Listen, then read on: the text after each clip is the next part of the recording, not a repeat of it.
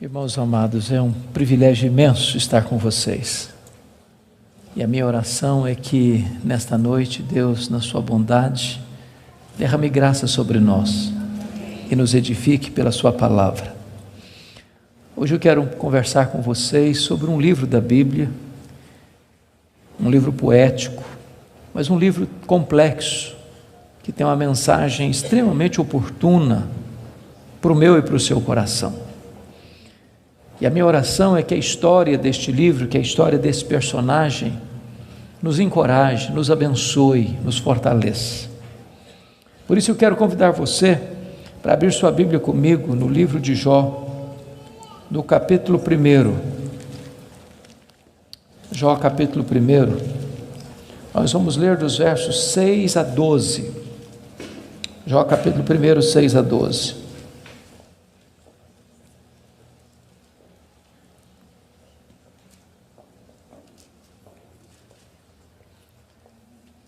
Está escrito: num dia em que os filhos de Deus vieram apresentar-se perante o Senhor, veio também Satanás entre eles. Então perguntou o Senhor a Satanás: de onde vens? Satanás respondeu ao Senhor e disse: de rodear a terra e passear por ela. Perguntou ainda o Senhor a Satanás: observaste o meu servo Jó? Porque ninguém é na terra semelhante a ele, o homem íntegro e reto, temente a Deus e que se desvia do mal. Então respondeu Satanás ao Senhor: porventura Jó debalde ou inutilmente teme a Deus? Acaso não o cercaste com sebe a ele, a sua casa e a tudo quanto tem? A obra de suas mãos abençoaste, os seus bens se multiplicaram na terra. Estende, porém, a tua mão e toca-lhe em tudo quanto tem, e verás se não blasfema contra ti na tua face. Disse o Senhor a Satanás: eis que tudo quanto ele tem está em teu poder, somente contra ele não estendas a tua mão. E Satanás saiu da presença do Senhor. Agora capítulo 2, versos de 1 a 6. Num dia em que os filhos de Deus vieram apresentar-se perante o Senhor, veio também Satanás entre eles apresentar-se perante o Senhor. Então o Senhor disse a Satanás: de onde vens? Respondeu Satanás ao Senhor e disse: de rodear a terra e passear por ela. Perguntou o Senhor a Satanás: observaste o meu servo Jó? Porque ninguém é na terra semelhante a ele, homem íntegro e reto, temente a Deus e que se desvia do mal. Ele conserva a sua integridade, embora me incitasses contra ele para o consumir sem causa. Então Satanás respondeu ao Senhor: pele por pele, tudo que o homem tem dará pela sua vida. Estende, porém, a tua mão e toca-lhe nos ossos e na carne, e verás se não blasfema contra ti na tua face. Disse o Senhor a Satanás: eis que ele está em teu poder, mas poupa-lhe a vida. Irmãos, esse texto registra este episódio da reunião de Deus com seus filhos. E eu quero crer que aqui são os anjos. Eu quero crer que esta reunião aconteceu nas regiões celestes. E a Bíblia não nos dá muitos detalhes, mas nos informa que Satanás apareceu por lá. E é curioso que quem provoca a conversa é Deus, perguntando para Satanás: de onde vens? Satanás responde: de rodear a terra e passear por ela. Satanás é uma espécie de turista inveterado.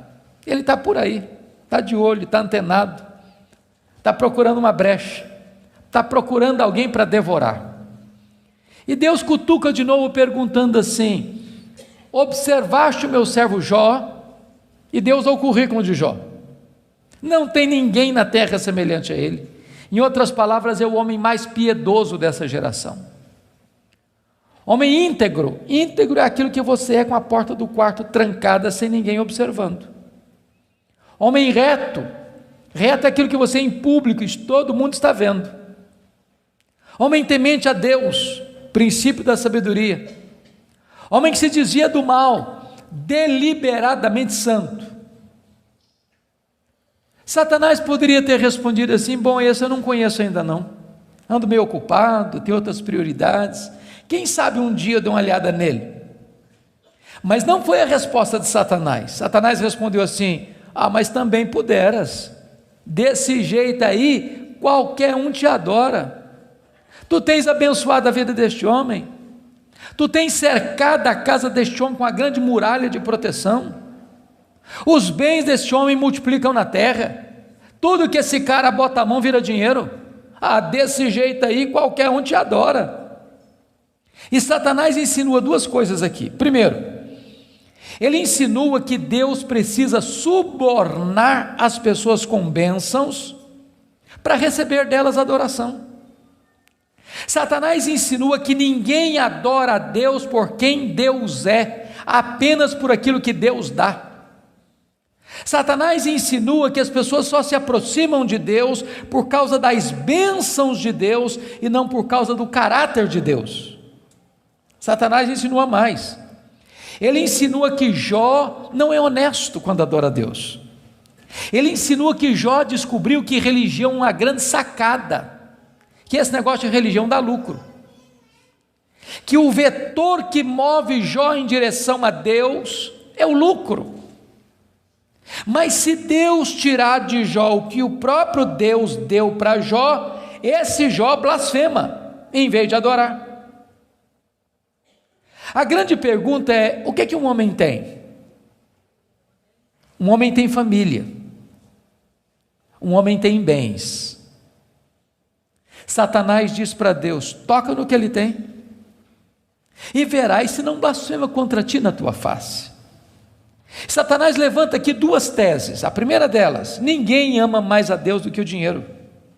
Segunda tese: ninguém ama mais a Deus do que a família. Sem que Jó soubesse, Deus constitui Jó em seu advogado na terra e coloca nas mãos de Jó a defesa da sua reputação e diz para Satanás: pode tocar no que ele tem, só não podes tocar na sua vida. Em outras palavras, Satanás é um ser limitado e limitado por Deus. Ele só pode ir até onde Deus o permite ir e nem 1 centímetro a mais. Nas palavras de Martinho Lutero, Satanás é um cachorro na coleira de Deus. Ele só pode ir até onde a coleira o permite ir e nem 1 centímetro a mais. O nosso Deus manda no céu, o nosso Deus manda na terra, o nosso Deus manda no inferno. Ele manda nos anjos, ele manda nos homens, ele manda nos demônios. Agora, com a permissão de Deus, obviamente, Satanás sai dali para fazer um verdadeiro terremoto na vida financeira de Jó. Confira comigo, capítulo 1, versículo 3, quão rico era esse homem. Na parte final do verso 3, somos informados de que este homem era o maior de todos os do Oriente. Sabe o que significa isso? Ele era o homem mais rico da sua geração. Já fomos informados que ele era o mais piedoso. Agora somos informados que ele é o mais rico. E aqui cai um mito. O mito de que um homem rico não pode ser piedoso. Não é verdade isso. É possível ser rico e o mais rico, e é possível esse rico ser piedoso e o mais piedoso. O problema não é ter dinheiro, o problema é o dinheiro nos ter. O problema não é ter dinheiro no bolso, o problema é entronizar dinheiro no coração. O problema não é o dinheiro, o problema é o amor do dinheiro. Agora notem vocês que no capítulo 1, versículo 15, 16 e 17, Satanás vai usar 3 elementos para levar Jó à falência: os sabeus, o fogo e os caldeus. E não foi numa semana, num mês, num ano, numa década. Foi num único dia que o homem mais rico da sua geração entra em colapso financeiro, vai à falência. Ora, você e eu conhecemos gente que por muito menos blasfema contra Deus, por muito menos levanta os punhos contra os céus, por muito menos dá um tiro na cabeça. A pergunta é: será que a tese de Satanás era verdadeira? Será que ninguém ama mais a Deus do que o dinheiro? Será que Jó blasfemaria contra Deus? A resposta está no versículo 21 do capítulo 1. Quando Jó recebe a notícia de que ele está falido, Ele diz assim: nu saí do ventre da minha mãe, nu eu voltarei. Sabe o que ele está dizendo? Eu não trouxe nada para o mundo, eu não vou levar nada do mundo, portanto o que eu ganhei entre o berço e a sepultura não é a razão da minha vida. Ele derrota a primeira tese de Satanás, ele prova que ele ama mais a Deus que o dinheiro, ele prova que ele serve a Deus, não por aquilo que Deus dá, mas por quem Deus é. Mas agora vem a segunda tese: ninguém ama mais a Deus do que a família. Vocês concordam comigo certamente, e quem tem mais de 2 filhos aqui, sabem disso, ou 2 filhos, a partir de 2 filhos, os filhos não são naturalmente unidos, não são. Quando você vê uma família unida, os filhos unidos, pode saber, por trás tem um pai, tem uma mãe que acompanha, que orienta, que aconselha, que intercede, que exorta, que costura essa unidade. Agora, quando tem dinheiro é mais complicado ainda, porque dinheiro não tem liga, dinheiro não tem amálgama. Se você perceber no capítulo 1, versículo 2, Jó tinha 7 filhos e 3 filhas. E você nota que os filhos de Jó eram unidos, caminhavam juntos, celebravam juntos, festejavam juntos. Mas por que esses filhos são unidos? Capítulo 1, versículo 5 responde: porque Jó era um pai que orava pelos filhos, já era um pai que chamava os filhos para exortá-los, já era um pai que levantava sacrifícios em favor dos seus filhos. Ele estava preocupado com a salvação deles, com a santificação deles, com a piedade deles, e a preocupação de Jó não era apenas com a reputação dos filhos, que eles pecassem contra Deus no seu coração. Jó estava mais preocupado com a glória de Deus do que com a reputação dos filhos. Mas agora, com a permissão de Deus, não foi um dia, uma semana depois, um mês depois, um ano depois, nem uma década depois, foi no mesmo dia da tragédia financeira, que Jó recebe o mais amargo recado: seus 10 filhos morreram num único acidente. Agora pense comigo, o que é um homem, o que é um pai, o que é uma mãe, levar para o cemitério todos os seus filhos num único dia. Como é que ele volta de lá? Como é que ele recomeça a vida? Como é que ele se ergue do luto?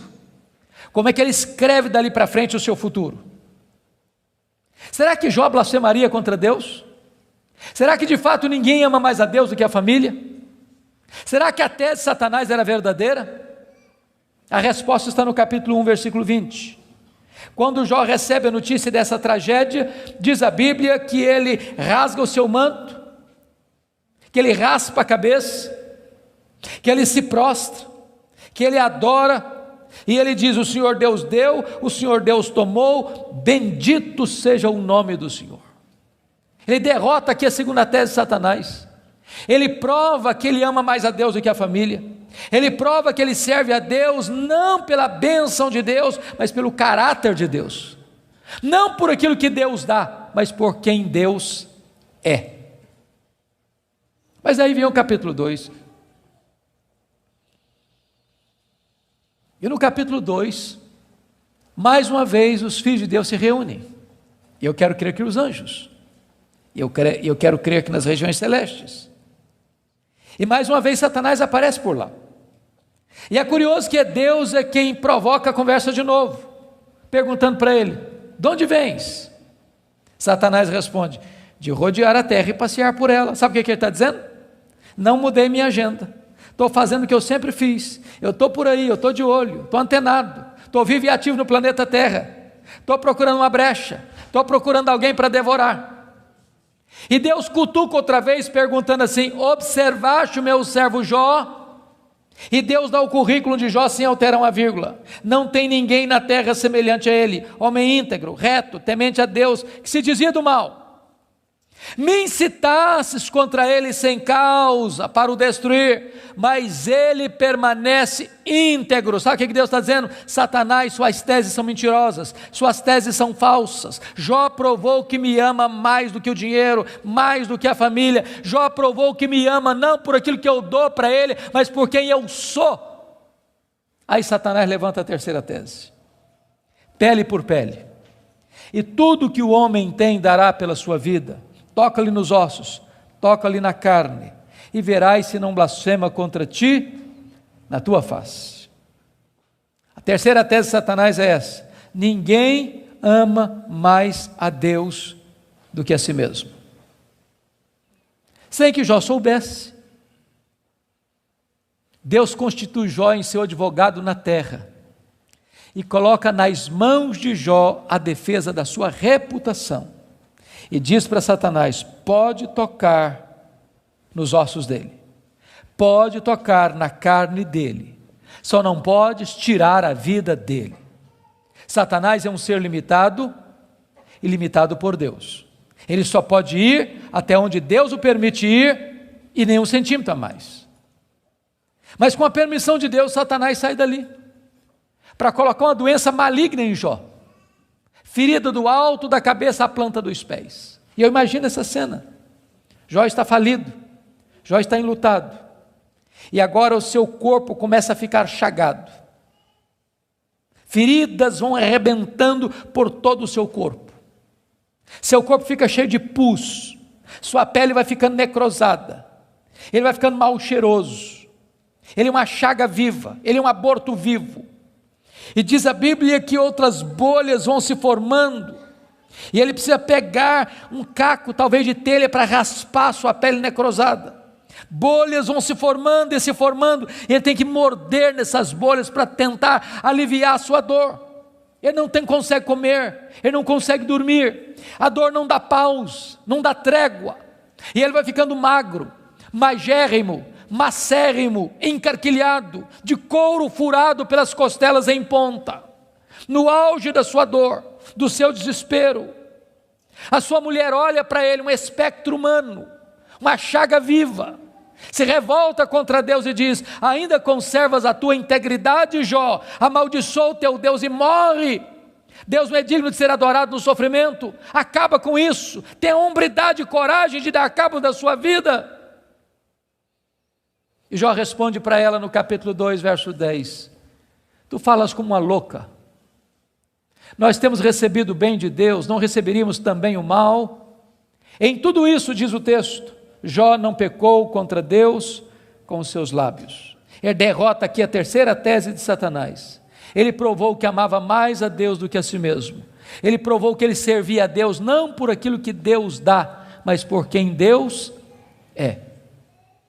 Mas confira comigo capítulo 2, versículo 11. Aí vieram os amigos. Ele faz Bildade e Zofar. Combinaram ir juntamente com doer-se de Jó, para consolá-lo. Diz o verso 12 que eles levantaram de longe os olhos, não reconheceram Jó. Eles ergueram a voz e choraram, cada um rasgou o seu manto, lançou pó sobre a cabeça. Sentaram-se com Jó na terra 7 dias e 7 noites. Nenhum lhe dizia palavra alguma, pois viam que a dor de Jó era muito grande. E eu quero fazer uma pergunta para você: esses homens eram amigos de Jó? Esses homens eram amigos de Jó? É claro que eram. É claro que eram. Qual foi o problema desses homens? O problema desses homens é que num dado momento eles começaram, entre aspas, a fazer teologia. Eles começaram a lucubrar. Eles começaram a desenvolver uma espécie de lógica simples. E a lógica deles era essa: toda causa tem um efeito e todo efeito tem uma causa. Eles pensaram: para Jó estar sofrendo, ele deve ter feito coisa errada. Mas para ele estar sofrendo muito, ele deve ter feito muita coisa errada. Mas eles não só pensaram, eles falaram. Mas eles não só falaram, eles falaram para Jó. E eles assacaram contra Jó os mais pesados libelos acusatórios. Chamaram Jó de adúltero, chamaram Jó de ladrão, chamaram Jó de louco. Falaram para Jó que Deus havia matado os filhos dele por causa da loucura dele. Falaram para Jó que ele tinha ficado rico porque tinha roubado os órfãos e as viúvas. E eles foram massacrando Jó. E eles foram cravejando Jó com as suas setas mais venenosas.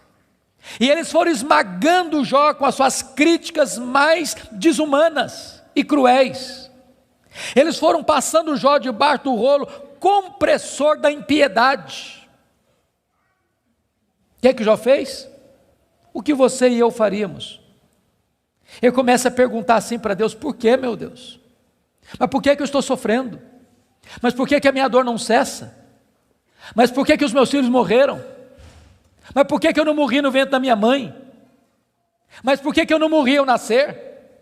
Mas por que os seios da minha mãe não estavam murchos de leite para eu morrer de fome? Mas por que o Senhor não me mata de uma vez? Ele levantou os céus 16 vezes esta mesma pergunta: por quê? Por quê? Por quê? Por quê? Ele levantou aos céus 34 queixas contra Deus. Sabe qual foi a resposta de Deus para ele? O total silêncio. Nenhuma palavra, nenhuma explicação, nenhuma luz no fim do túnel, nenhum sinal do seu favor. E eu posso garantir a vocês que pior do que sofrer é sofrer sem explicação. O silêncio de Deus grita mais alto nos nossos ouvidos do que o barulho mais ruidoso das circunstâncias mais adversas. Se vocês não estão notando, Jó está sendo golpeado por todos os lados. Ele está sendo encurralado, emparedado, entrincheirado por circunstâncias medonhas. Ele está sendo golpeado nas 5 áreas mais importantes da vida. Por exemplo, área financeira. O homem mais rico vai à falência. Segundo, a saúde. Um homem saudável vira uma chaga aberta. Terceiro, o casamento. Na hora que esse cara mais precisava do apoio da mulher dele, ela disse assim para ele: morre, homem, mas morre logo. Chega, para com isso, morre.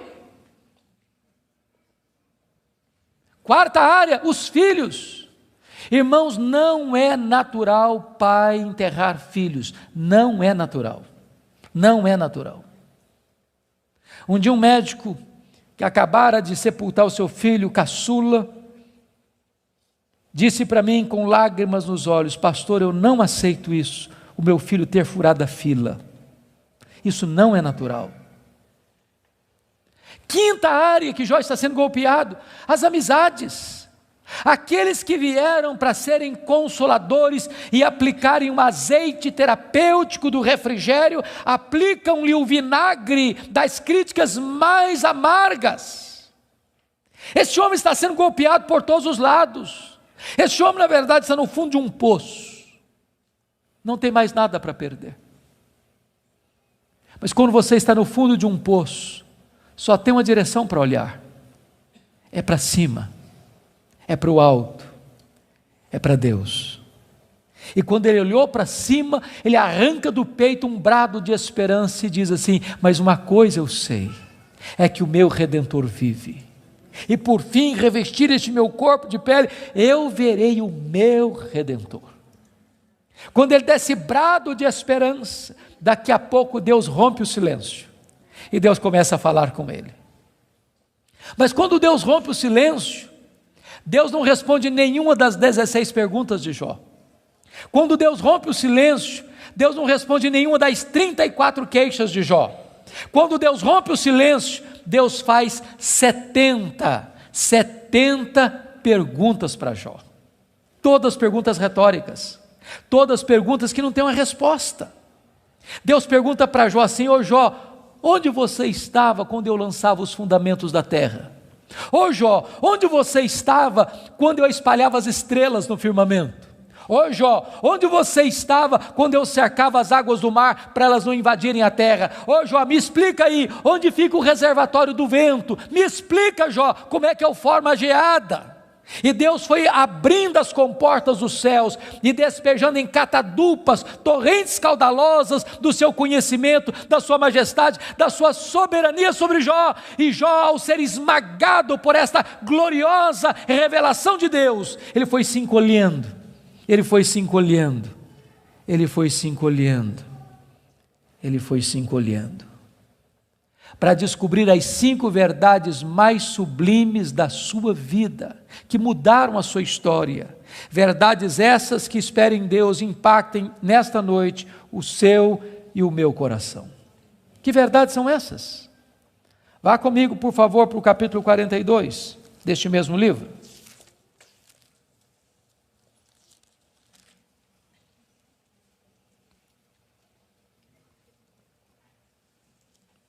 A primeira verdade que mudou a história de Jó, irmãos, está aqui no capítulo 42, versículo 1 e versículo 2. Então respondeu Jó ao Senhor: bem sei que tudo podes. Primeira coisa que ele descobre é a onipotência de Deus. Deixa eu dizer uma coisa para você maravilhosa. Você e eu temos impossibilidades intransponíveis. Intransponíveis.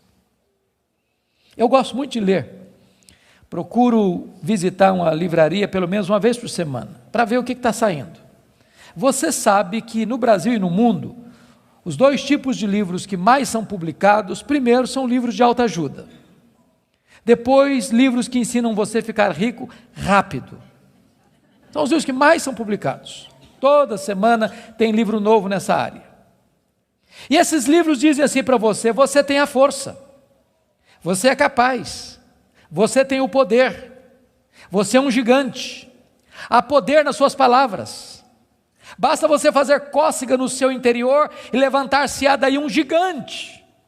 Sabe o que a Bíblia diz? Exatamente o contrário disso. A Bíblia diz que você e eu somos fracos, mas muito fracos. Por exemplo, nós temos fraquezas físicas. Ô, gente, gostando ou não, querendo ou não, o tempo vai esculpindo algumas rugas no nosso rosto, indisfarçáveis. De vez em quando um cosmético ajuda. Daqui a pouco uma cirurgia plástica dá uma boa melhorada. Mas chega uma hora que nem Pitangui e a sua equipe dão mais jeito. As pernas ficam bambas, os joelhos trôpegos, as mãos descaídas, os olhos embaçados, e diz os entendidos que cada fio de cabelo branco que brota na sua cabeça é a morte chamando você para um duelo. E eu acho até um exército acampado ao meu redor. Nós temos fraquezas físicas. Nós temos fraquezas emocionais, irmãos. Quantas vezes você e eu, nas noites mais tenebrosas da nossa alma, já gememos, já choramos, desesperados, dizendo: meu Deus, eu não aguento mais, eu não aguento mais. Temos fraquezas emocionais. Nós temos fraquezas morais. Quantas vezes você já orou a Deus com sinceridade de coração, dizendo: Deus, eu não quero mais cometer esse erro, Deus, eu não quero mais transgredir e cair nesse mesmo pecado, Deus, eu não quero mais reincidir nesse erro, e daqui a pouco você se flagra cometendo o mesmo erro, o mesmo pecado. Não é porque faltou para você sinceridade, não, faltou para você poder. Temos fraquezas morais. Nós temos fraquezas espirituais. Nós somos um ser ambíguo, nós somos um ser contraditório, nós somos um ser paradoxal. Há uma esquizofrenia enfiada dentro de nós. O bem que nós queremos fazer, nós não o fazemos. O mal que não queremos, esse praticamos. Somos fracos. Mas é tão bom você saber que o seu Deus tudo pode. Não há impossíveis para Ele, não há doença incurável para Ele, não há vida irrecuperável para Ele, não há casamento sem solução para Ele, não há causa perdida para Ele. Ele pode tudo quanto Ele quer, Ele é o todo-poderoso Deus. A grande pergunta, portanto, é esta: quem é o seu Deus? Quão grande é o seu Deus? Quão majestoso é o seu Deus? A W. Tozer, um dos mais importantes escritores do século passado, ele diz que o maior problema da igreja é que ela passa a maior parte do tempo tomando o seu próprio pulso e olhando para o seu próprio umbigo. Quando na verdade o nosso principal propósito deveria ser de conhecer a Deus. Porque Daniel 11:32 diz que aquele que conhece a Deus é um povo forte e ativo. Quem é o seu Deus? Quão grande é o seu Deus? Quão majestoso é o seu Deus? Quando o profeta Isaías estava escrevendo o seu livro, e agora nós sabemos no capítulo 40, ele diz que o meu Deus, diz Isaías, é aquele que mede as águas na concha da sua mão. Pense comigo no Pacífico, no Atlântico, no Índico, no Mediterrâneo, nos rios, nos mares. Deus mede as águas na concha da sua mão. Vá ao Atlântico, tente esvaziá-lo com um baldinho, veja quanto tempo você vai levar. Diz: o meu Deus é aquele que pesa o pó das montanhas em balança de precisão, como se estivesse pesando partículas de ouro. Ele diz: o meu Deus, ele mede os céus a palmos. Ele diz: o meu Deus espalha as estrelas no firmamento, e por ser forte em força e grande em poder, quando as chama, nenhuma delas vem a faltar. Agora pergunte para um astrônomo, qual é o tamanho desse universo que Deus mediu a palmos? Sabe qual é a resposta dele? Eu não sei. Mas você sabe. Você sabe. Você sabe que o universo não é infinito, porque a infinitude é um atributo exclusivo de Deus. Mas os astrônomos afirmam que o nosso universo tem mais de 93 bilhões de anos-luz de diâmetro. O que significa isso? Significa que se você pudesse voar à velocidade da luz, 300 mil quilômetros por segundo, nessa velocidade você demoraria mais de 93 bilhões de anos para ir de uma extremidade à outra do universo. Pois Deus criou tudo isso, Ele é maior do que tudo isso, Ele é seu Pai, e Ele está dizendo: Ele tudo pode. Pergunte a um astrônomo quantas estrelas existem. Sabe qual é a resposta dele? Eu não sei. Mas eles afirmam categórica e insofismavelmente que há mais estrelas no universo do que grãos de areia em todas as praias e desertos do nosso planeta. Vá um dia à praia, encha a concha da sua mão de areia, leve para casa, bote numa tábua de vidro e conte quantos grãos de areia você consegue colocar na concha da sua mão. Há mais grãos de areia, há mais estrelas no firmamento que todos os grãos de areia de todas as praias e desertos do nosso planeta. Deus não apenas criou todas elas, Deus conhece cada uma delas pelo nome, e por ser forte em força e grande em poder, quando as chama, nenhuma delas vem a faltar. Este é o seu Deus, Ele tudo pode. Mas não é apenas o macro-universo que nos impressiona, não, o micro também. Se você for hoje na sua casa, lá no quintal ou na varanda que tem uma planta, tire lá uma folha, por mais tenra e delgada que ela seja, ela é tão complexa quanto a região metropolitana da Grande Campinas. Chegue em casa hoje, vá na geladeira, pega um ovo, quebre-o numa frigideira.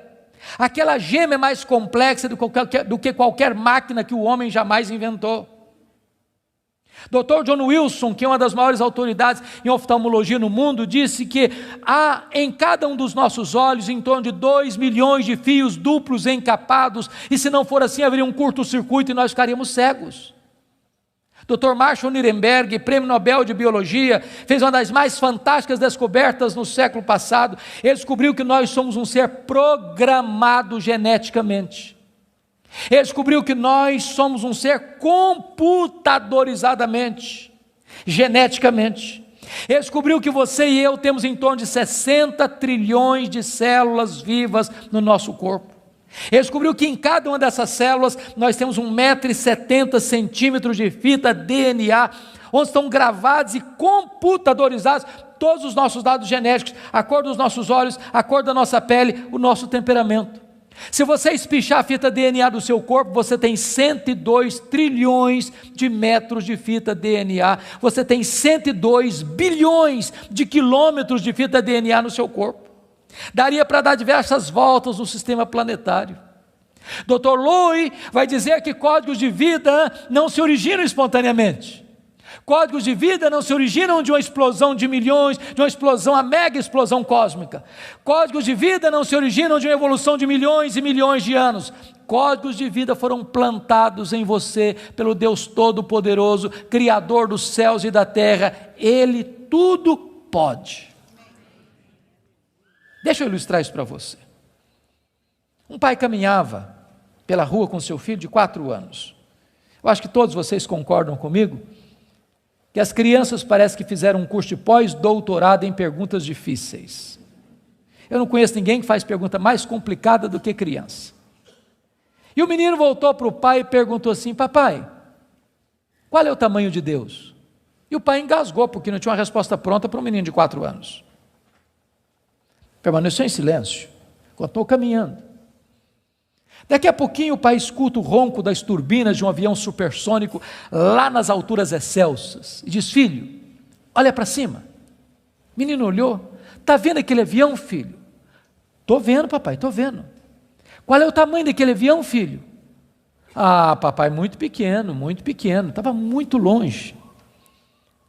O pai pegou o menino pelo braço, levou no aeroporto. Lá tinha um jumbão de mais de 400 passageiros estacionado. O pai chegou bem próximo e disse: filho, está vendo esse avião? Estou, papai, estou vendo. Qual é o tamanho desse avião, meu filho? Ih, papai, mas grande, muito grande. O pai disse: filho, Deus é do mesmo jeito. Quando você está longe de Deus, meu filho, Deus parece pequeno para você. Aí seus problemas ficam enormes. Mas quando você está perto de Deus, meu filho, Deus é grande para você. Aí os seus problemas ficam pequenos. Agora eu sei que tudo podes. A segunda verdade que mudou a vida de Jó está aí no versículo 2. E nenhum dos teus planos pode ser frustrado. Irmãos, não tem acaso, não tem sorte, não tem azar, não tem determinismo, não tem feitiço, não tem esse negócio de olho gordo. Você não precisa ter medo de sexta-feira 13. Você sabe que a mão de Deus dirige o seu destino. Nem um fio de cabelo da sua cabeça pode ser tocado sem que Deus saiba, sem que Deus permita, sem que Deus tenha um propósito. Quando você entende que Deus governa o universo, que Deus governa até uma folha que cai no outono, que nenhum pássaro, nenhum pardal pode cair ao chão sem que Deus saiba e permita, você vai entender que você não é uma lasca de lenha jogada no mar da vida, empurrado de um lado para o outro ao sabor das circunstâncias. A sua vida está nas mãos daquele que está assentado na sala de comando do universo. Ele está no controle. Não há acaso, não há azar, ele dirige o seu destino. Você pode dizer como Paulo: sabemos que todas as coisas cooperam para o bem daqueles que amam a Deus, daqueles que são chamados segundo o seu propósito. A terceira verdade que mudou a vida de Jó está aí no versículo 3, confira comigo. Ele diz assim: na verdade eu falei do que eu não entendia, coisas maravilhosas demais para mim. Ele reconhece a limitação do seu conhecimento. Mas para você entender isso aqui, eu lhe daria um conselho, se é que posso. Tira um sábado, tira um feriado, dá uma lida em Jó numa sentada só. Você vai descobrir coisa maravilhosa. Você vai descobrir que Jó, ao longo do livro, fez 3 coisas. Ele perguntou, ele se queixou e ele se defendeu. 3 coisas que ele fez. E você sabe disso, quando a gente está machucado, quando a gente está ferido, quando a gente está se sentindo injustiçado, sabe o que a gente faz? A gente fala, se defende, e às vezes quando a gente está sofrido demais, machucado demais, doído demais, a gente fala muita coisa sem entender.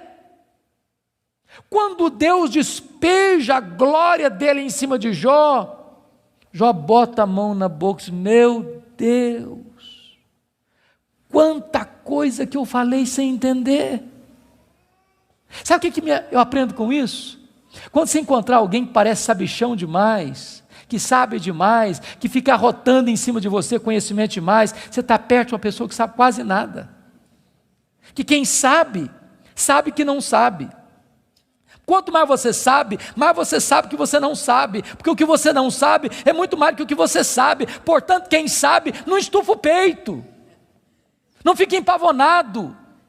Não dá para ficar na presença do Todo-Poderoso Deus com soberba, com altivez, com arrogância. Jó começa a entender que Deus é Deus e Ele é homem. A quarta verdade que mudou a vida de Jó está no versículo 5, confira comigo. Ele reconhece o seu limitado conhecimento de Deus e diz assim: eu te conheci só de ouvir, mas agora os meus olhos te veem. Eu não sei se vocês entram em crise com esse versículo, eu entro. Sabe por que eu entro em crise com esse versículo? Porque eu não consigo conciliar 42:5 com 1:8. Lá no capítulo 1, versículo 8, Deus disse acerca dele: não tem ninguém na terra parecido com ele. Homem íntegro, reto, temente a Deus, que se desvia do mal. Aqui não é bajulação de um amigo rasgador de seda. Quem está falando isso acerca de Jó é Deus. É Deus quem está dizendo que esse cara é o homem mais piedoso da sua geração. E Deus não tem uma opinião a nosso respeito, Deus tem um diagnóstico. Agora, como é que esse homem que Deus diz que é o cara mais piedoso da sua geração, vem me fazer uma confissão dessa? Ah, Deus, eu te conheci só de ouvir, mas agora os meus olhos te veem. Parece contraditório. Mas para explicar isso, deixe-me fazer uma outra pergunta. Você conhece a Deus? Você conhece a Deus? Quanto você conhece? Quanto? Quanto você conhece a Deus? Deixa eu ilustrar. Havia um cidadão que nunca tinha visto o mar. Um dia ele fez uma viagem para o litoral e quando ele viu o mar, ele exclamou de toda a sua alma: agora eu conheço o mar. Aproxima-se dele um marujo, com a pele tostada de sol e sal, por viver nas procelas do mar, e diz assim: eu também conheço o mar. Qual a diferença entre eles? Você conhece a Deus? Quanto você conhece a Deus? Por exemplo, João 17,3 diz assim: e a vida eterna é esta, conhecer a Deus e a Jesus Cristo a quem enviaste. Sabe o que é a essência da vida eterna? É conhecer a Deus. Sabe o que você vai fazer no céu depois que você tiver 1000 anos lá na glória? Você vai estar conhecendo a Deus. Sabe o que você vai estar fazendo no céu depois que você tiver 1 milhão de anos lá na glória? Você vai estar conhecendo a Deus. Sabe o que você vai estar fazendo no céu depois que você tiver 1 bilhão de anos lá na glória? Você vai estar conhecendo a Deus. Nem toda a eternidade será suficiente para você esgotar o conhecimento de Deus, porque Deus é inesgotável em seu ser. Às vezes a gente pensa que o céu vai ser monótono. Há poucos dias um adolescente se aproximou de mim e disse assim: pastor, eu não quero ir para o céu não. Eu falei: você está ficando maluca, menina? Não quero ir não. Eu falei: mas então me explica esse negócio aí, ué. Ela me diz: ah, pastor, a ideia de céu que eu tenho é que eu vou estar sentado numa nuvem branca, com a harpa na mão, cantando. Ah, não aguento essa vida inteira não. Ah, não, eu quero coisa diferente para a minha vida. Deixa eu dizer para você, o céu é dinâmico. Nós vamos conhecer a Deus, nós vamos amar a Deus, nós vamos fruir a Deus, nós vamos glorificar a Deus. E se você não gosta de trabalhar, você está encrencado, porque nós vamos servir a Deus. Agora pense comigo nessa tese. Parece-me que foi Albert Einstein quem disse isso. Neste corpo nosso que fica cansado, velho, enrugado e caquético, a gente faz coisas tão lindas. E dizer que nós não usamos nem 10% do nosso potencial. Agora pense comigo um corpo 100% turbinado pela glória de Deus, imortal, incorruptível, poderoso, glorioso, espiritual, celestial, semelhante ao corpo da glória do Senhor Jesus. O que não vão poder fazer? Já pensou nisso? Por exemplo, quando Jesus ressuscitou com o corpo de glória, ele entrava numa casa com a porta fechada sem precisar abrir a porta. Quando Jesus ressuscitou com o seu corpo de glória, ele saía de Jerusalém, aparecia lá na Galileia, mais de 100 quilômetros, sem precisar percorrer o trecho. Quando Jesus ressuscitou com o corpo de glória, ele foi assunto aos céus, levado entre nuvens. Eu pergunto para você agora, com que velocidade Jesus voltou para o céu? Velocidade da luz? 300 mil quilômetros por segundo.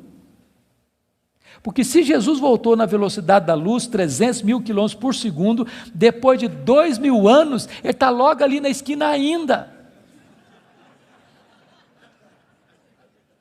Eu pergunto para você, com que velocidade um anjo vem do céu à terra? Com que velocidade? A Bíblia diz que lá no Getsêmani, Jesus disse para Pedro assim, bota essa espada na bainha aí, se eu precisasse de ajuda, eu rogaria ao Pai, e Ele me mandaria mais de 12 legiões de anjos. Quantos são 12 legiões de anjos? 72 mil anjos. Com que velocidade eles viriam? No estalar de dedos. O que significa isso? Significa que os anjos não estão sujeitos às mesmas leis que nos governam, de tempo, de espaço, de tamanho. A Bíblia diz que nós vamos ser como os anjos, não no sentido de que não teremos um corpo, mas vamos viver na mesma dimensão. Nós vamos habitar e reinar com Cristo nos novos céus e na nova terra. Vamos servir a Ele, vamos trabalhar para Ele, vamos glorificar a Ele, vamos conhecê-lo, e jamais chegará um dia na eternidade que a gente possa dizer assim, agora eu conheço tudo a respeito de Deus, não tem mais nada para conhecer, porque esse dia jamais chegará, porque Deus é inesgotável em seu ser. Agora eu entendo Jó, sabe o que o Jó está dizendo? Deus, eu só estou arranhando a superfície, só arranhando a superfície, tem mais, tem muito mais, tem infinitamente mais. Agora eu entendo o profeta, conheçamos e prossigamos em conhecer o Senhor. Mas a última verdade que mudou a vida de Jó está no versículo 6, confira comigo. Ele diz assim, por isso eu me abomino e eu me arrependo no pó e na cinza. Ele reconheceu a enormidade do seu pecado. E aqui eu entro em crise de novo. Porque essa confissão aqui cabe bem na boca de um ladrão, de um assassino, de um adúltero, de um corrupto. Mas não cabe na boca do camarada que o próprio Deus diz que ele é o mais piedoso da sua geração. Eu me abomino. E eu me arrependo no pó e na cinza. Como é que você vai entender isso? A grande questão aqui é a seguinte, irmãos, as pessoas que mais sofrem e lamentam os seus pecados não são as pessoas que mais pecam. As pessoas que mais choram, lamentam e confessam os seus pecados são as pessoas que mais perto de Deus andam. Quem anda longe de Deus nem consciência de pecado tem. Eu estava pregando final do ano passado no Hospital Cruz Azul em São Paulo. E a Eleni Vassão, que é capelã, me disse, nós lidamos com uma situação muito triste, agora recente. Eu perguntei, o que foi, Eleni? O que aconteceu?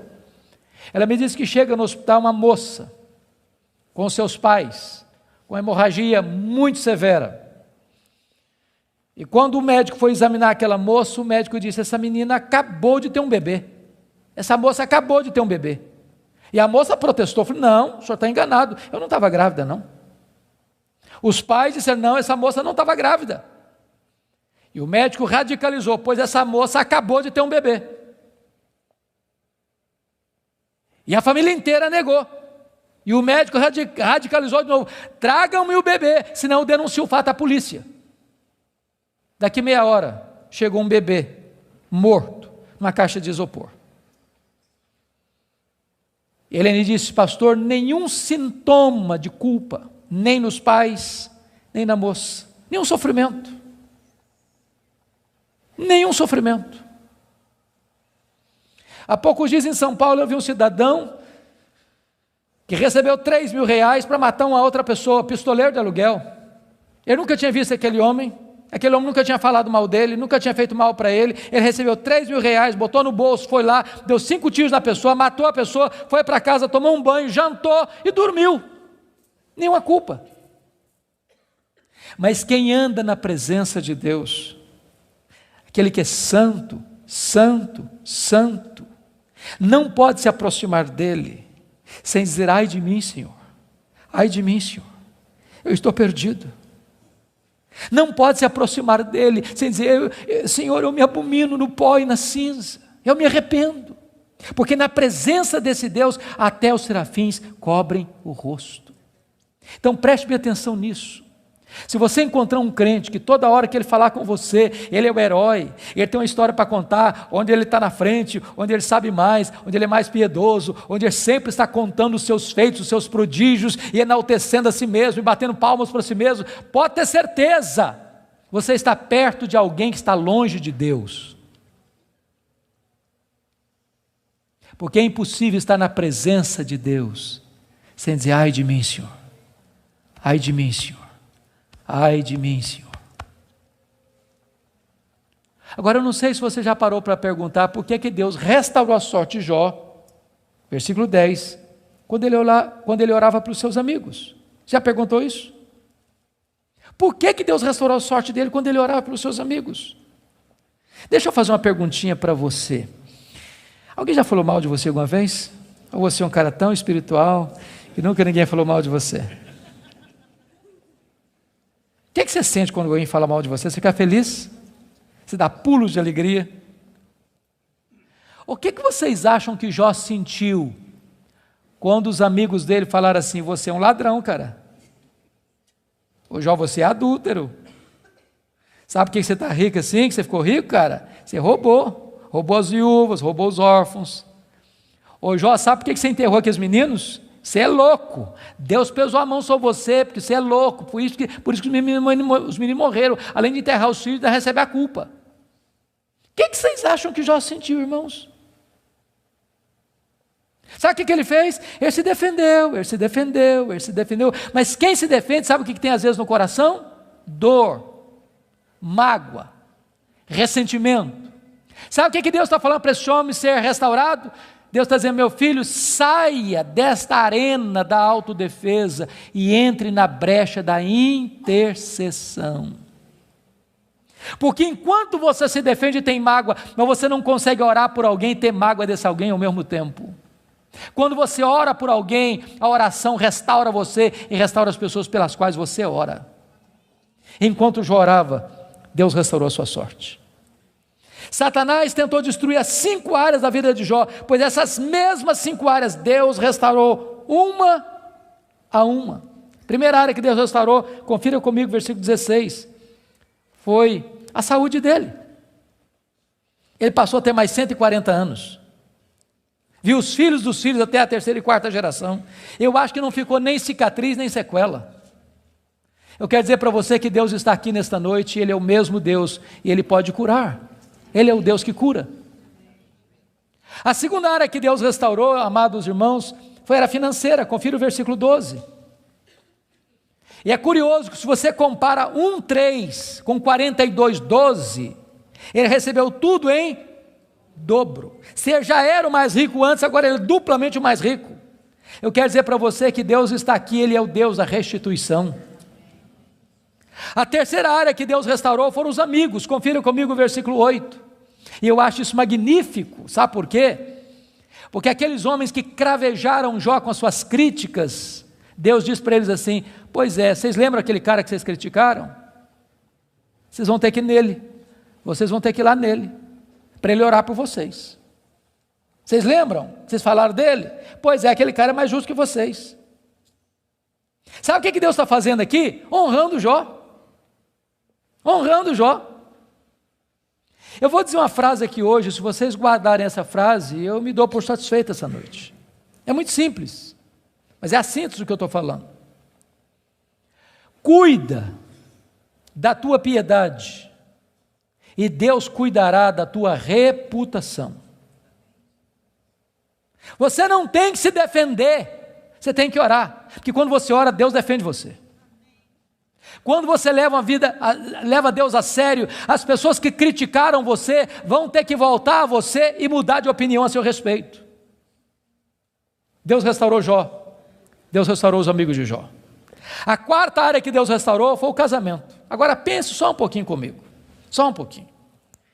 Quando Jó estava numa magrela, a mulher dele disse assim: morre homem, morre logo cara, morre.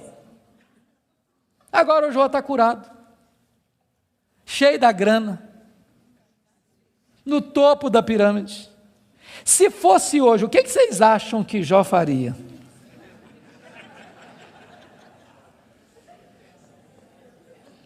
Eu acho que ele ia dizer assim, você queria que eu morresse, né?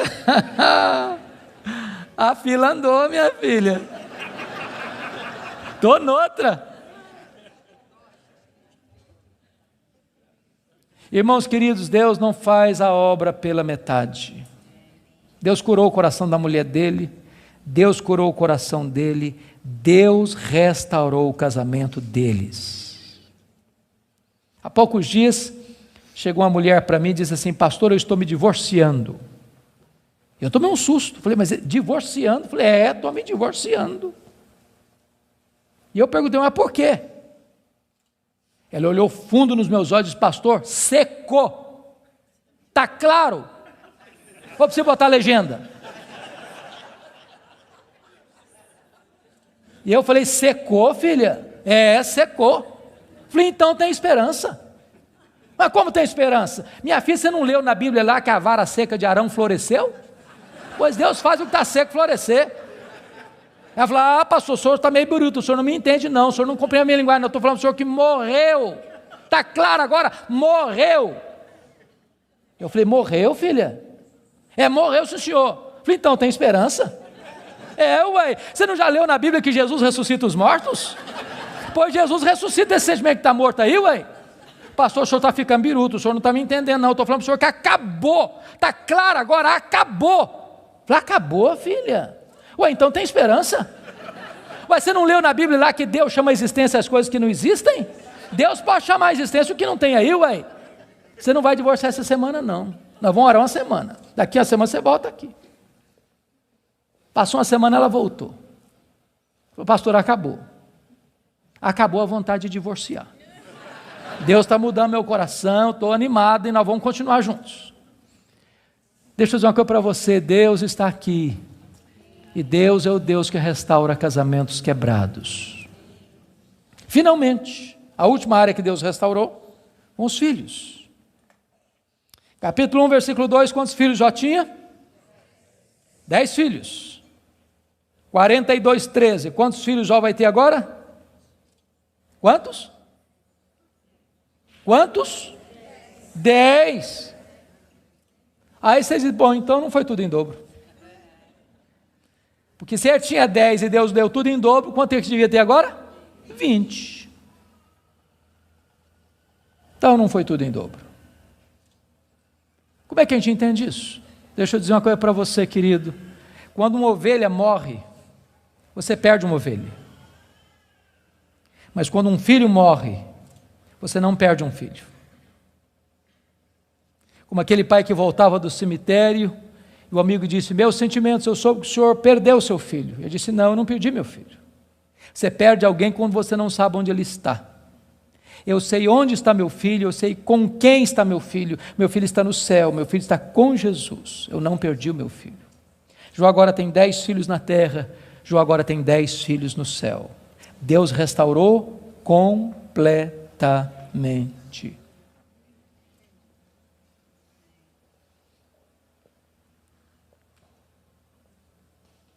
Sabe qual era a intenção de Satanás? Colocar Jó longe de Deus. Sabe o que Satanás conseguiu? Colocar Jó mais perto de Deus. Sabem por quê? Porque os planos de Deus não podem ser frustrados. Que grande Deus nós temos. Que maravilhoso Deus nós temos. Que majestoso Deus nós temos. Você e eu fomos criados para a glória de Deus. Você e eu vivemos para a glória de Deus. A vida não faz sentido longe de Deus. Ele é a razão da nossa vida. Ele é o nosso Criador, Ele é o nosso provedor, Ele é o nosso sustentador, Ele é o nosso consolador, Ele é o nosso restaurador, Ele é o nosso redentor, Ele é a nossa herança, Ele é a nossa paz, Ele é a nossa justiça, Ele é a nossa alegria, Ele é o nosso tesouro, Ele é tudo para nós. A vida sem Ele não tem graça, não tem sentido. Você tem um vazio dentro de você com o formato de Deus, e só Deus pode preencher esse vazio. Adore este Deus, curve-se diante dEle, renda-se a Ele. Ele está no controle do universo, mas Ele está no controle da sua vida. Nada, nem ninguém pode frustrar o plano dEle na sua história, na sua vida. Eu quero orar por você nesta noite. Se você deseja que Deus se manifeste a você, e você quer colocar sua vida nas mãos dEle, onde você está, fique em pé. Eu quero orar em seu favor.